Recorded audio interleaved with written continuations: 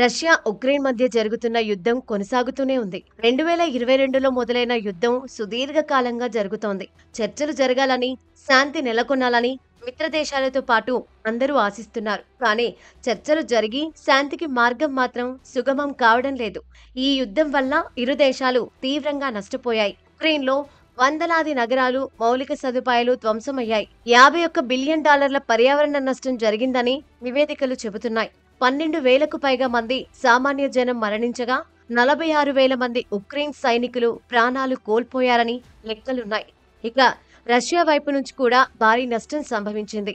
1,00,000కు పైగా సైనికులు మరణించారని అంచనా ఉంది. గత కొంతకాలంగా ఈ రెండు దేశాల మధ్య చర్చల కోసం అమెరికా వంటి అగ్రదేశం ప్రయత్నిస్తున్నా సఫలం మాత్రం కావడం లేదు. ఈ క్రమంలోనే రష్యాతో జరుగుతున్న యుద్ధానికి ముగింపు పలికేందుకు సిద్ధంగా ఉన్నట్లు తాజాగా ఉక్రెయిన్ అధ్యక్షుడు జెలెన్స్కీ చెప్పారు. పుతిన్తో నేరుగా చర్చలు జరిపేందుకు రెడీగా ఉన్నట్లు ఆయన పేర్కొన్నారు.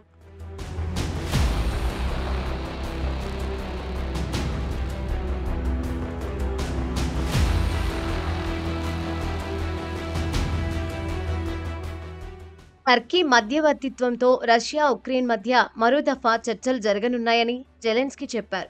ఈసారి మరింత మంది యుద్ధ ఖైదీలను విడుదలతో పాటు రష్యా నిర్బంధంలో ఉన్న తమ చిన్నారులను తిరిగి అప్పగించాలని కోరుతామని చెప్పారు. అయితే ఇలాంటి చర్చలతో పెద్దగా ఫలితం కనిపించదని ఆయన వెల్లడించారు. యుద్ధాన్ని ఆపేందుకు పుతిన్ ముఖాముఖి చర్చలే మార్గమని చెప్పారు. అయితే ఉక్రెయిన్ యుద్ధాన్ని ఎప్పుడూ కోరుకోలేదని, అనవసరంగా యుద్ధాన్ని రష్యానే మొదలుపెట్టిందన్నారు. కాబట్టి ఆ దేశమే యుద్ధాన్ని వీడాలని జెలెన్స్కీ అన్నారు. రెండో ప్రపంచ యుద్ధం తర్వాత అతిపెద్ద సంక్షోభానికి ముగింపు పలికేందుకు పలుమార్లు ముఖాముఖి చర్చలకు జెలెన్స్కీ ముందుకు వచ్చారు. కానీ రష్యా అధ్యక్షుడు పుతిన్ ముఖం చాటేశారు. కాల్పుల విరమణ ఒప్పందానికి రావాలంటూ ట్రంప్ ఇచ్చిన పిలుపును కూడా పుతిన్ పట్టించుకోలేదు. ఈ క్రమంలోనే ఉక్రెయిన్ అధ్యక్షుడు జెలెన్స్కీ ఈ తరహా వ్యాఖ్యలు చేశారు.